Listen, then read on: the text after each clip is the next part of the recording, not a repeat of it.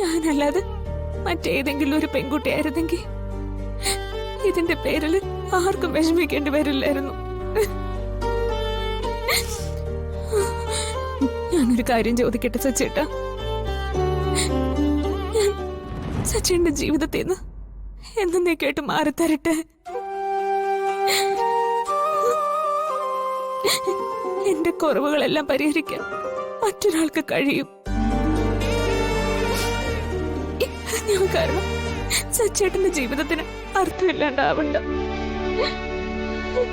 എന്റെ ഇഷ്ടമാണ് സച്ചേട്ടൻ ഏറ്റവും വലുതെന്ന് എപ്പോഴും പറയാറില്ലേ? ഇപ്പൊ എന്റെ ഇഷ്ടം സച്ചേട്ടൻ മറ്റൊരാളെ സ്വീകരിക്കുന്നതാ.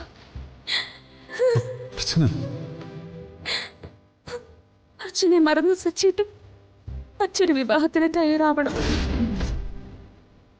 ആ വിവാഹത്തോടെ എല്ലാവരുടെയും എല്ലാ ആഗ്രഹങ്ങളും നടക്കും. പറ്റില്ലെന്ന് മാത്രം പറയരുത്.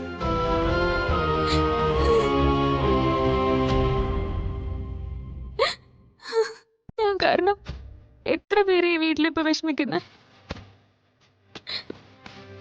ഇപ്പൊ ആശ്ചര്യമായിട്ട് തോന്നുമെങ്കിലും പിന്നീട് സച്ചേട്ടന് മറ്റുള്ളവർക്ക് മനസ്സിലാവും ഞാൻ പറയുന്നതാണ് ശരിയെന്ന്.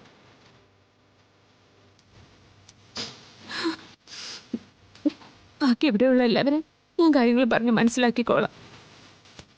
ഏറ്റവും പ്രധാനം സച്ചിൻ അതിന് തയ്യാറാവണം എന്നുള്ളതാ. നമ്മുടെ രണ്ടാളുടെ ആഗ്രഹം നടക്കാതിരിക്കുന്നതിന് നല്ലതല്ലേ സച്ചേട്ടാ ഒരാളുടെ ആഗ്രഹമെങ്കിലും നടക്കുന്നത്? എന്തൊക്കെയാ പറയുന്നേ? എനിക്ക് പകരം മറ്റൊരാളോ?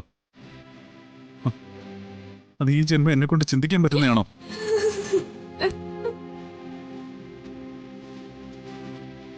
സച്ചിയെ സംബന്ധിച്ച ഏറ്റവും വലിയ കാര്യം കുഞ്ഞൊന്നുമല്ല, അതെന്റെ അർച്ചനയാ. അർച്ചനയില്ലാതെ സച്ചിയില്ല. അമ്മില്ലാതെ എന്റെ ജീവിതത്തിന് എന്താണ് അർത്ഥം?